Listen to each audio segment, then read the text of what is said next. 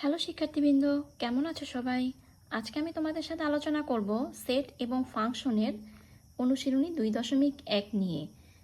অনুশীলনী 2.1-এ 1 নম্বরে যে প্রশ্নটা দেওয়া সেটা হচ্ছে নিচের সেটগুলোকে তালিকা পদ্ধতিতে প্রকাশ করো। এখানে 4টা সেট দেওয়া, যেগুলো সেট গঠন পদ্ধতিতে দেওয়া, এগুলোকে তালিকা পদ্ধতিতে প্রকাশ করার জন্য আমাকে বলা হয়েছে। তো এবার আমি প্রথম যেই সমাধান সেটা দেখি। সমাধান ক। প্রশ্নটা হচ্ছে গিয়ে x is belongs to n such that x square is greater than 9 এবং x cube is less than 130। অর্থাৎ x is belongs to n মানে হচ্ছে x এর মানগুলো স্বাভাবিক সংখ্যার অন্তর্ভুক্ত হবে। স্বাভাবিক সংখ্যা বলতে 1 2 3 4 5 6 ইত্যাদি। আর x কে যখন আমরা বর্গ করব সেই মান হবে 9 থেকে বড়, এবং যখন কিউব করব সেটার মান হতে হবে 130 অপেক্ষা ছোট। তো আমরা অঙ্কের সমাধানটা দেখে নিই। প্রদত্ত সেট লিখব, কি সেট মানে দেওয়া যে গঠন পদ্ধতিতে যে সেটটা দেওয়া সেটা আমরা উল্লেখ করব। এখানে n মানে স্বাভাবিক সংখ্যা, আমরা জানি 1 2 3 ইত্যাদি। এখানে x ইকুয়াল যখন আমি 1 ধরবো তখন x স্কোয়ার ইকুয়াল হবে 1 স্কোয়ার সমান 1, যেটা 9 অপেক্ষা বড় নয় বরঞ্চ 9 অপেক্ষা ছোট। তো 1 ইজ নট গ্রেটার দেন 9, এবং x কিউব ইকুয়াল 1 কিউব সমান 1 ইজ লেস দেন 130। এবার যখন আমি x ইকুয়াল 2 ধরবো তখন হবে 2 স্কোয়ার মানে 4, যেটা 9 অপেক্ষা বড় নয়। আবার যখন x কিউব ধরবো 2 কিউব হবে 8, যেটা 130 অপেক্ষা ছোট। আবার x ইকুয়াল 3 হবে, x ইকুয়াল যখন 3 হয় তখন হবে x square equal 3 square equal 9, যেটা 9-এর সমান কিন্তু 9 অপেক্ষা বড় নয়। আবার x কিউব ইকুয়াল 3 কিউব সমান 27, যেটা হবে 130 অপেক্ষা ছোট। আবার x ইকুয়াল যখন আমি 4 ধরবো তখন হবে x স্কোয়ার সমান 4 square equal 16 is greater than 9। তো x কিউব ইকুয়াল হবে 4 কিউব ইকুয়াল 64, যেটা 130 অপেক্ষা ছোট। সেমভাবে x ইকুয়াল 5 6 পর্যন্ত আমি ধরে দেখব। যেমন 6 কিউবের মান 216, যেটা 130 অপেক্ষা ছোট নয় বরঞ্চ 130 অপেক্ষা বড়। তো এটা হবে না, এবং এই তিনটা এগুলো হবে না, অর্থাৎ 1 2 3 এবং 6-এর জন্য আমার মানে এগুলা গ্রহণযোগ্য নয়, এই মানগুলো গ্রহণযোগ্য নয়, শর্তের সাথে আমার মিলছে না। তো শর্তানুসারে গ্রহণযোগ্য সংখ্যাসমূহ হবে 4 এবং 5। এই যে 4 এবং 5 দুটি শর্তই আমার মেনে চলেছে, তাই শর্তানুসারে গ্রহণযোগ্য সংখ্যা হচ্ছে 4 এবং 5। তো সুতরাং নির্ণয় সেট হবে 4, 5। This is the answer. এবার যদি আমরা খ নাম্বার দেখি, খয়ের কোয়েশ্চেনটা হচ্ছে x is belongs to Z. Z মান হচ্ছে পূর্ণ সংখ্যা, মাইনাসের দিকের মান হবে 0 হবে এবং প্লাসের পজিটিভ দিকের মানগুলোও বসবে। আর এক্স স্কোয়ার হবে হচ্ছে 5 অপেক্ষা বড় এবং এক্স কিউব হবে 36 অপেক্ষা ছোট অথবা সমান।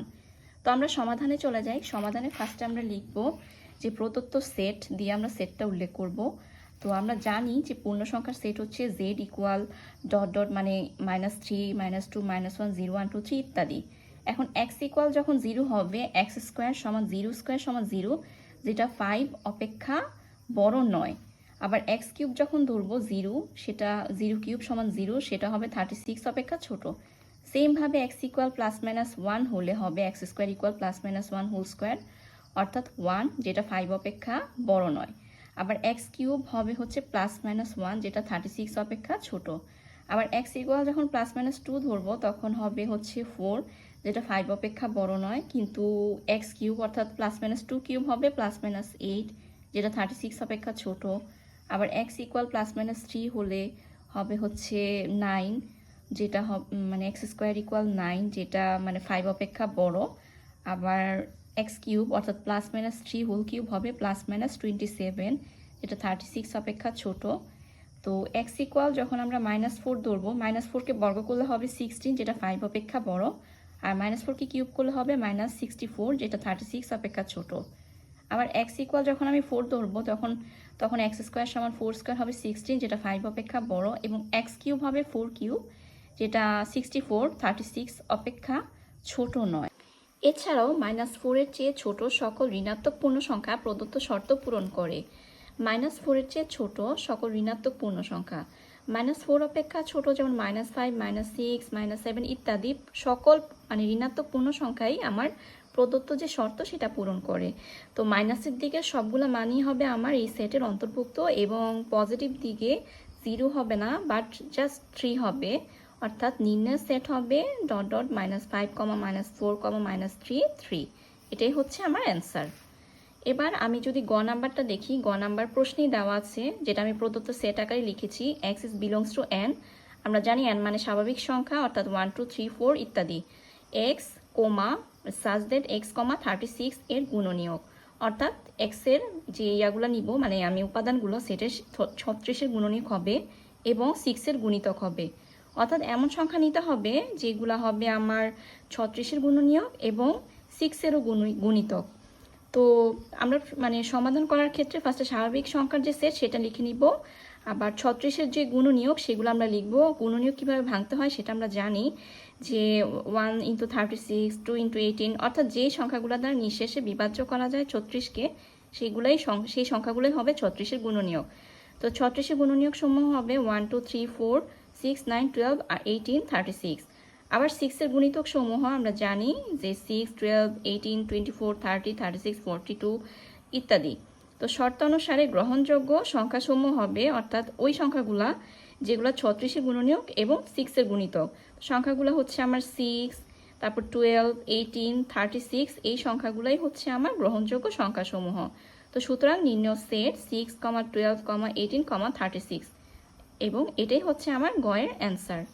এবার যদি আমরা ঘ নাম্বারটা দেখি, ঘ নাম্বারটা হচ্ছে প্রদত্ত সেট যেটা আমি লিখব, x is belongs to N. আমরা জানি এন মানে হচ্ছে স্বাভাবিক সংখ্যা, সাজ that x cube is greater than 25 এবং x to the power 4 is less than 264। তো স্বাভাবিক সংখ্যার সেটটা আমরা লিখব এন ইকুয়াল 1 2 3 ইত্যাদি। এখানে এক্স ইকুয়াল 1 হলে এক্স কিউব মানে 1 কিউব 1, যেটা 25 অপেক্ষা বড় নয়। আবার এক্স টু দি পাওয়ার 4 মানে 1, যেটা 264 অপেক্ষা ছোট। সেমভাবে এক্স ইকুয়াল 2, এক্স ইকুয়াল 3 লিখব। যখন এক্স ইকুয়াল 3 লিখব, 3 কিউব হবে 27, যেটা 25 অপেক্ষা বড়। আবার 3 টু দি পাওয়ার 8 হবে 81, যেটা 264 অপেক্ষা ছোট।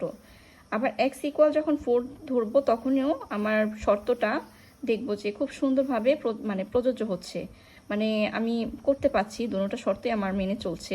আবার এক্স ইকুয়াল যখন আমি 5 ধরবো, 5 কিউব হবে 125, যেটা 25 অপেক্ষা বড়। আবার এক্স টু দি পাওয়ার 4 হবে 5 টু দি পাওয়ার 4 625, যেটা 264 অপেক্ষা ছোট হওয়ার কথা ছিল, বাট এটা ছোট নয়। তো এটা আমার গ্রহণযোগ্য সংখ্যা হবে না। আমার গ্রহণযোগ্য সংখ্যা হবে কোনগুলা? শুধুমাত্র 3 এবং 4। 2 হবে না, কারণ একটা মেনে চললো আরেকটা মানে না।